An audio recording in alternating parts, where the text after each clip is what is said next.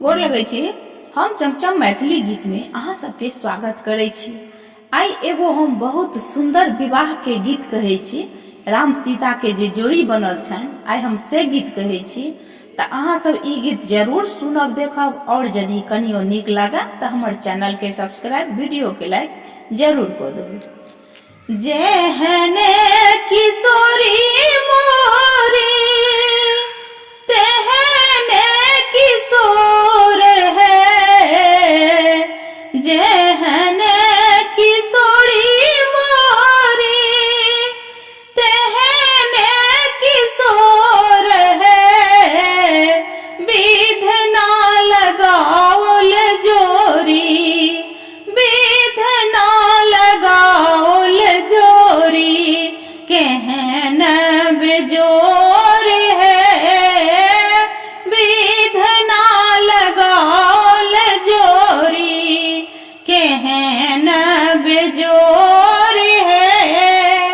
श्यामल बदन घूमड़ल घटा घन घोर है, श्यामल बदन घूमड़ल घटा घन घोर है, इमहर किशोरी मोरी, इमहर किशोरी मोरी, पूनमा इजोर है, विधना लगाओल जोरी, केहन बेजोर है।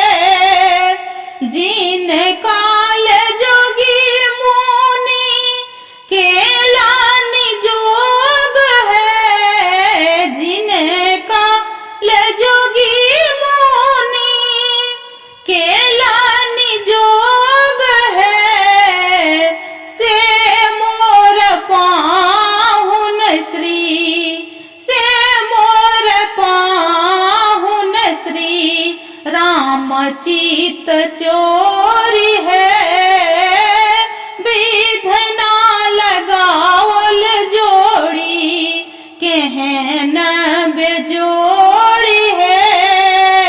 सरसो के कलिसिया ज्योति बेजोर है, सरसो के कलिसिया ज्योति बेजोर है, तीसी के फूल रंग नवल किशोर है, विधना लगाओल जोरी, केहन बेजोर है।